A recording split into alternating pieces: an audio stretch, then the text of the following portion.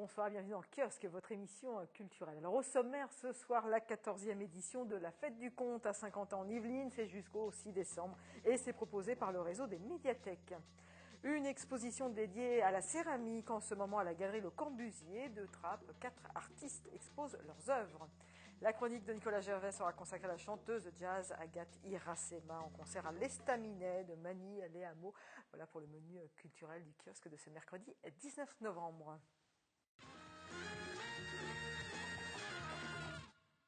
Du 22 novembre au 6 décembre, c'est la 14e fête du conte, une manifestation proposée par le réseau des médiathèques. 57 spectacles proposés, animations proposées.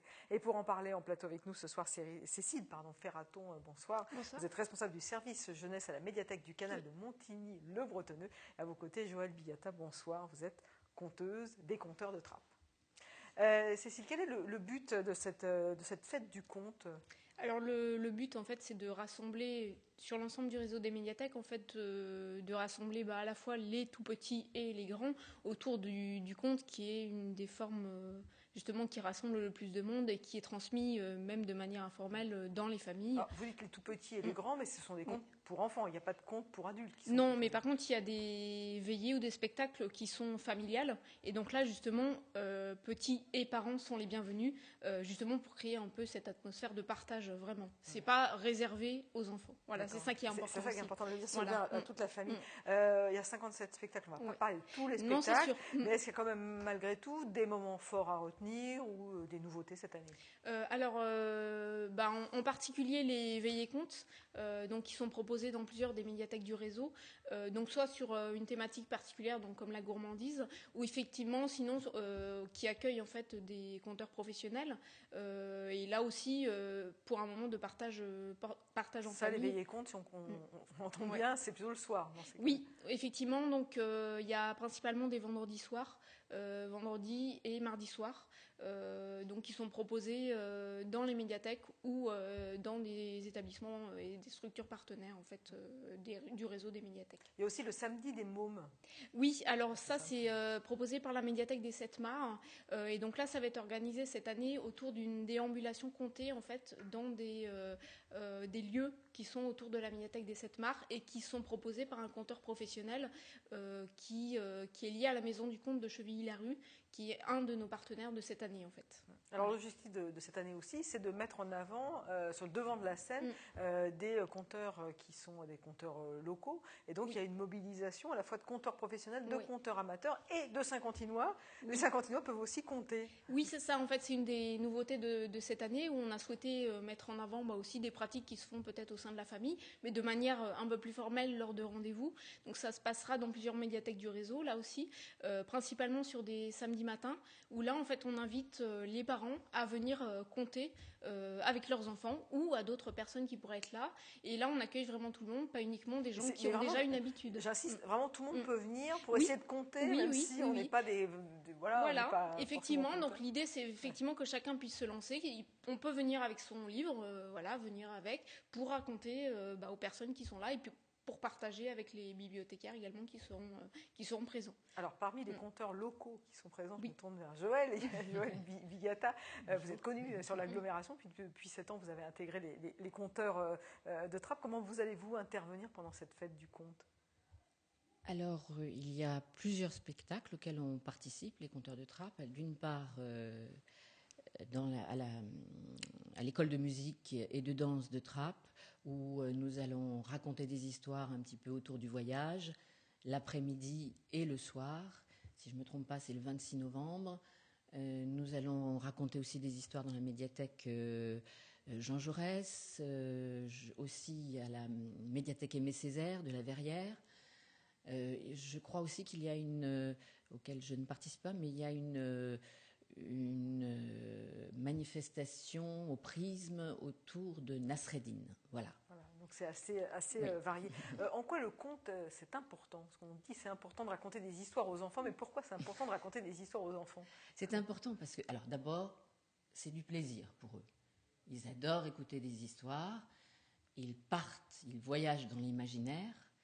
Et à l'heure où les enfants sont abreuvés d'images, télévisuels, jeux vidéo, etc., et ben là, c'est leur propre imaginaire qui travaille. Donc, c'est très important. C'est aussi un outil pédagogique, parce que avec le conte, ils écoutent, ils se concentrent, et ça les aide à l'apprentissage du langage. Et puis, je reviens au plaisir, il y a le plaisir de partager quelque chose avec le conteur ou la conteuse. C'est un moment de communication et d'échange. Après, on pourrait dire que c'est une école de la vie aussi. C'est-à-dire que si on prend les contes merveilleux, on parle dans les contes merveilleux des difficultés dans la famille, entre mère-fille, entre père-fils. Oui, c'est-à-dire que dans le conte, en fait, on peut aborder pratiquement tous les thèmes. Oui, tous les thèmes. Alors évidemment, il y a beaucoup de thèmes. Mais je vais continuer sur ce que... parce que je pense que c'est important. Donc, tous ces... comment dirais-je...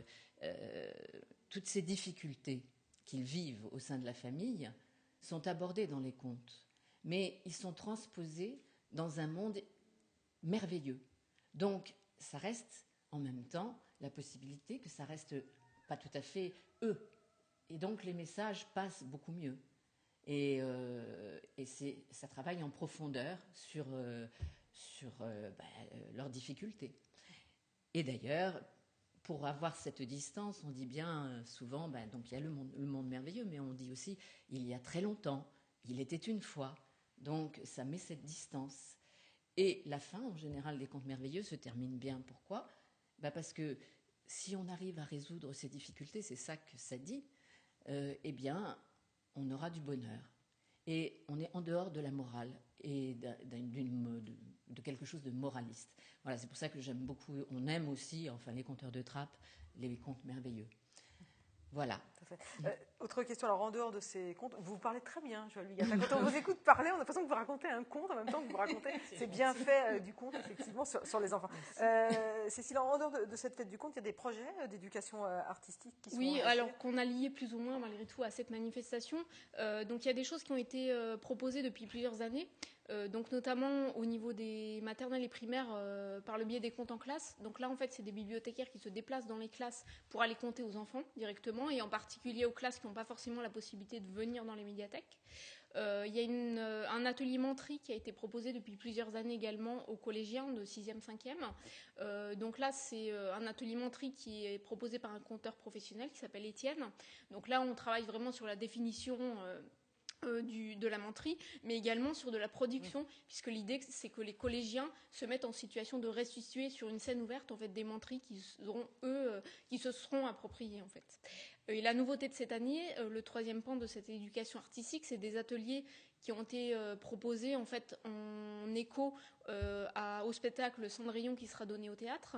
Et donc là, on a travaillé à la fois avec un conteur professionnel pour une classe, avec une artiste plasticienne pour une autre, et là aussi autour de ce thème-là, pour produire quelque chose de nouveau avec les enfants en fait, qui s'approprient cette histoire et qui la restituent d'une manière un petit peu différente.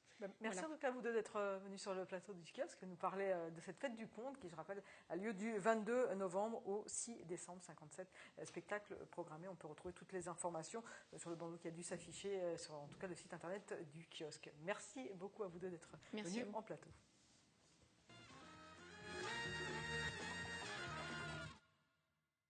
Une exposition de 4 artistes céramistes se tient jusqu'au 13 décembre à la galerie Le Corbusier de Trappes. 4 techniques différentes sont proposées, dont le fameux raku, une technique japonaise, et des images signées William L. De drôles de bêtes avec des antennes qui peuvent faire penser à des mollusques ou à autre chose. Allez, place à l'imagination avec Brigitte Lecointre. J'adore les objets, j'adore le monde animal par sa beauté et j'ai envie un petit peu de refaire sans pour cela copier ce qui a été déjà fait. Donc ça c'est mon monde à moi. Depuis 7 ans, Brigitte Lecointre s'est spécialisée dans le raku, une technique de cuisson japonaise qui autorise bien des libertés. On fait une première cuisson, ce qui s'appelle le tesson, à 1000 degrés. Et lors de la deuxième cuisson, qui sert généralement à l'émaillage, là, on fait une montée en température rapide. On sort la pièce à 1000 degrés, donc il va avoir un choc thermique et ensuite on va l'enfumer. Donc c'est pour ça que ça donne des effets noirs sur les parties non émaillées, parce que la terre reste poreuse et absorbe le carbone. Et les parties émaillées, elles sont craquelées parce qu'il y a ce choc thermique. Nani Champichotte travaille à partir de l'argile. Elle pratique également le raku. Cette artiste plaisiroise a découvert la céramique lors d'ateliers d'art plastique. C'était en Allemagne. Elle avait 14 ans. Depuis, elle n'a jamais quitté la discipline. Aller au bout de la matière, c'est ce qu'elle aime tout particulièrement. Elle présente ici des formes très fines. Là, par exemple, faire des formes aussi fines en terre, ça va aux limites du matériau, mais ça m'intéresse de mettre des émaux que je mets très épais, qui donnent ses gouttes, ses craquelures, ses retraits. Ça m'intéresse. Un savoir-faire que l'artiste transmet aux jeunes générations à travers des ateliers menés à la Galerie Le Corbusier. J'ai vu, quand j'ai donné la terre aux enfants, il y a un moment donné, il n'y a plus rien, il n'y a plus un bruit, ils font. Et ça, c'est de créer quelque chose qu'on voit, je ne peux pas expliquer plus que ça, que c'était vraiment pour moi un choc. 2 autres artistes céramistes exposent également leurs œuvres avec d'autres techniques utilisées. Fan, lui, travaille la poterie, soit avec un tour, soit en modelage manuel, et on est plus dans du grès, hein, c'est des terres qui cuisent à 1200 degrés.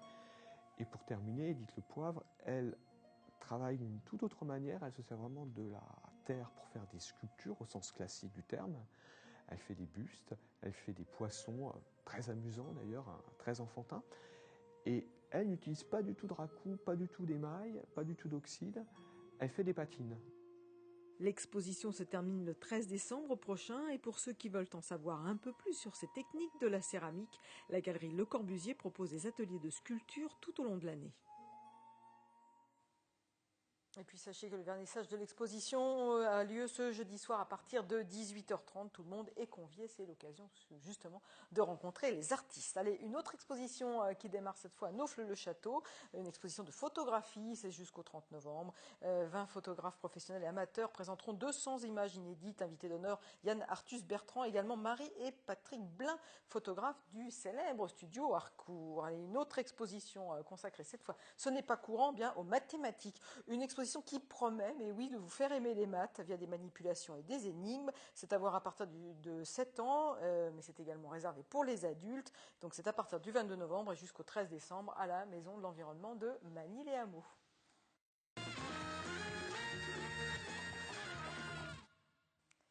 Cette semaine, Nicolas Gervais a rencontré Agathe Iracema, chanteuse de jazz d'origine brésilienne à l'énergie débordante. Elle sera en concert à l'Estaminet de Manille-les-Hameaux. Jeune chanteuse au talent certain, elle se produit avec son quartet jazz, mais également avec son Brazilian Music Band, avec lequel elle sera le 29 novembre à l'Estaminet à Manille-les-Hameaux. Voici Agathe Iracema dans le kiosque.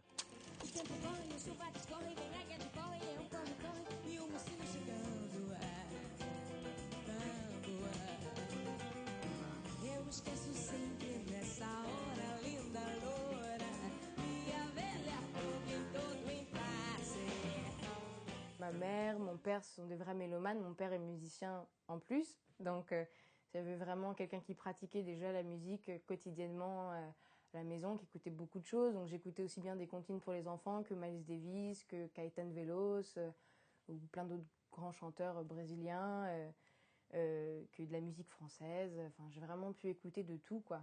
C'était donc à mes 14 ans, quand j'ai fait une masterclass avec une chanteuse de jazz qui s'appelle Sheila Jordan, qui est quand même qui est un peu inscrit dans toute la légende de l'histoire du jazz. Et c'est vraiment elle qui m'a donné le feu vert, qui m'a dit que j'avais tout ce qu'il fallait pour faire ce métier. Et ça fait un petit déclic. Et puis j'ai eu la chance, j'ai beaucoup de gens, enfin mes proches, qui m'ont soutenue dans cette envie. Et du coup, petit à petit, on a réussi à mettre en place un concert, et puis 2, et puis 3, et puis voilà.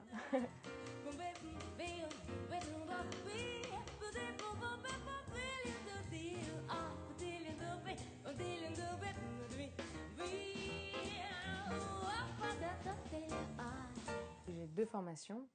J'ai donc le quartet de jazz qui est vraiment le premier projet qui a vu le jour. Et de l'autre côté, il y a le Brazilian Band. C'est 2 projets qui n'ont pas vraiment été pensés comme un binôme, hein, pas du tout, mais ça se fait écho, ça se répond un peu. Le quartet, c'était au début vraiment dans la veine traditionnelle jazz, où j'ai essayé d'apporter quelque chose d'un peu moderne, mais pas trop, c'était plus dans cet aspect un peu plus pop, parce que moi ce qui me plaisait dans le jazz c'était le côté très populaire, cette musique très chaleureuse.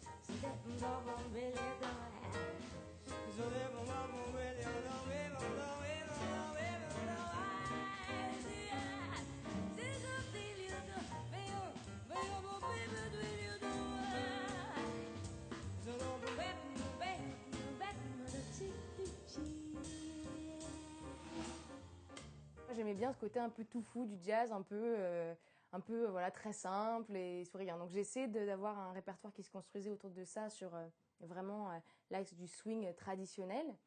Et puis maintenant, bon, voilà, le projet a évolué un petit peu. Là, on sort un nouvel album avec ce quartet qui va sortir en février. Et voilà, il y a déjà d'autres influences, il y a des influences un peu plus latines, je chante en portugais, j'ai composé aussi mon premier morceau en portugais. Le vinyle qui vient de sortir du Agate Jazz Quartet, c'est vraiment les morceaux qui ont bien marché de ce premier projet avec le Agate Jazz Quartet et qui n'ont pas été enregistrés sur les derniers CD qu'on a fait. Donc c'est un peu le vinyle, c'est un peu la phase de transition entre l'ancien projet du Agate Jazz Quartet et ce nouvel album qui va sortir très bientôt.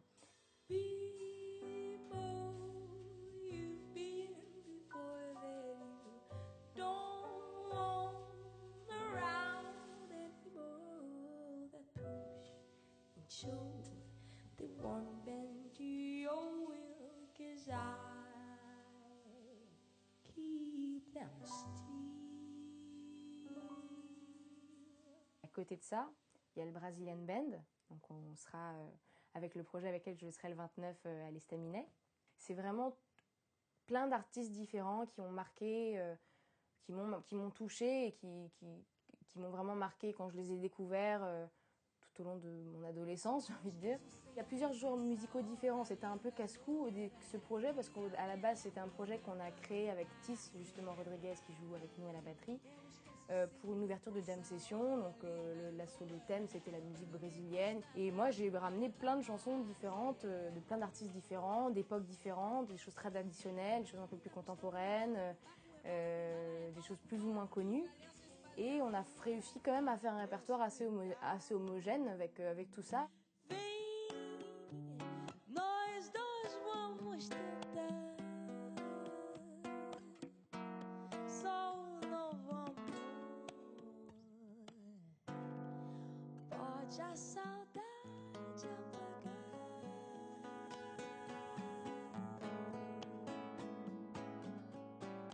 Avec ce groupe, en fait, je balade un peu le public dans plein d'univers différents. Il y a des morceaux un peu sans baroque, des choses un peu plus traditionnelles de Baião, voilà, des musiques du Nord-Est, du Brésil, des choses très contemporaines, des compositions originales qui ont été écrites par des membres de ma famille qui jouent avec moi dans ce groupe.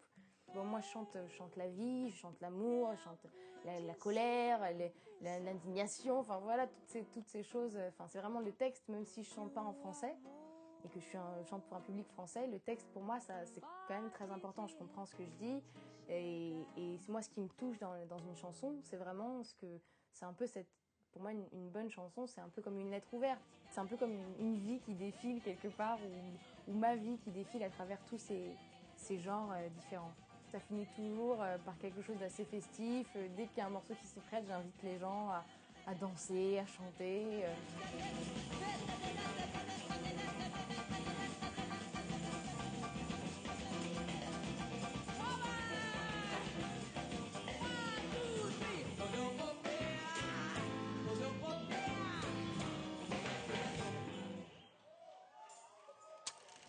Et voici pour Agathe Irasema, et elle aussi, Agathe the Blues parfois, mais Agathe the Power surtout.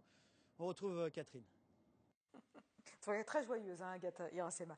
Une autre soirée de jazz, cette fois à la batterie de Guyancourt avec le JFC Big Band, créé il y a 30 ans, un orchestre composé de 22 musiciens et de chanteurs qui revisitent la musique jazz. C'est samedi soir, tarif à partir de 6 €, un extrait.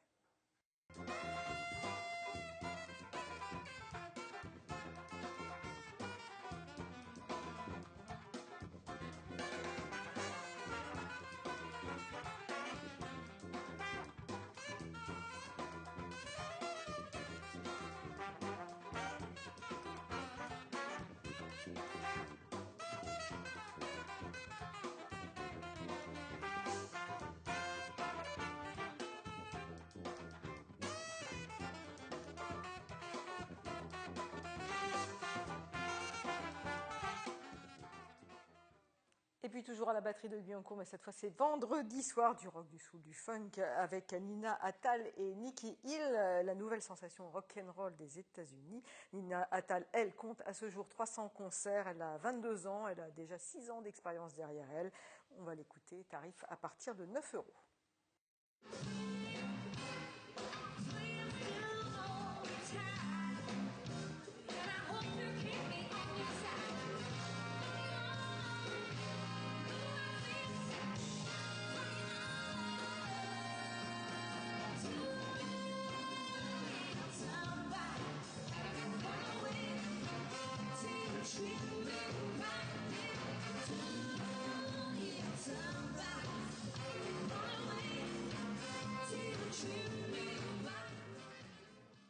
Et une toute autre ambiance maintenant avec la fille du tambour majeur, l'opéra d'Offenbach en 3 actes proposé par le Petit Théâtre Lyrique. C'est samedi et dimanche à l'espace de Coville, de Voisins, le Bretonneux, tarif à partir de 8 €.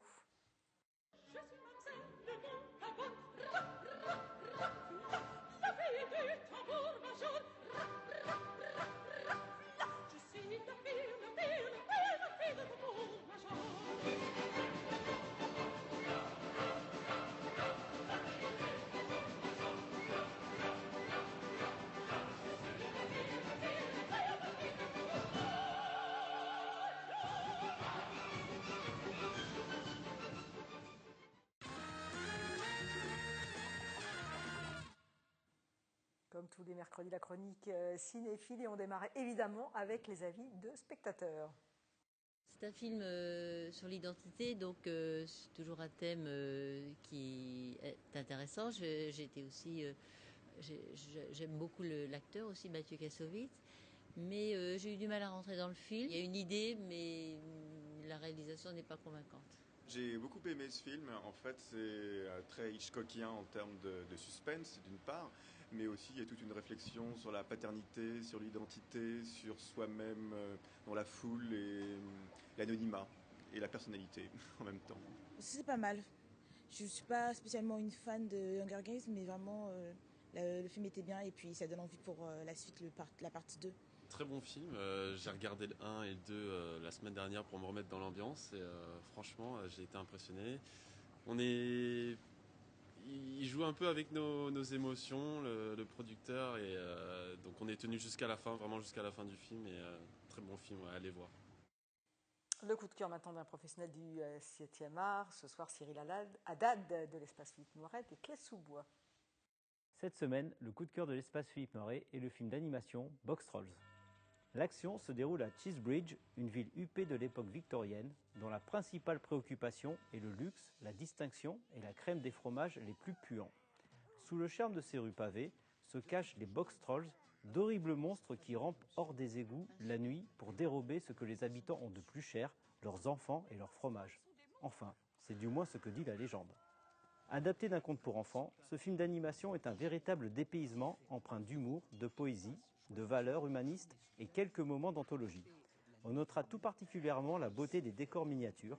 Les Box Trolls est une merveille de précision et constitue une vraie prouesse visuelle.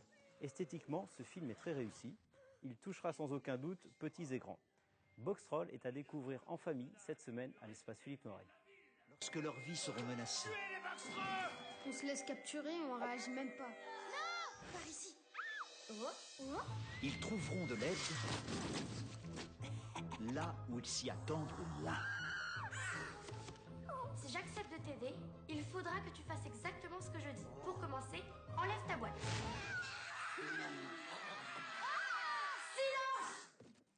Allez, une autre info cinéma, la projection du film We Want Sex Equality, vendredi soir à la boutique de quartier de Manille-les-Hameaux. La projection sera suivie d'ailleurs d'un débat. Ce film traite de la première grève des ouvrières d'une usine forte pour obtenir l'obtention d'une complète égalité salariale homme-femme. C'est évidemment toujours d'actualité.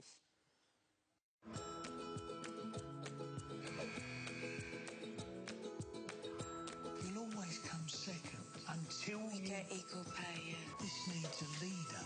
Right. To inspire the girls. We got to demand pay which reflects the job you do, not whether you got a dick or not.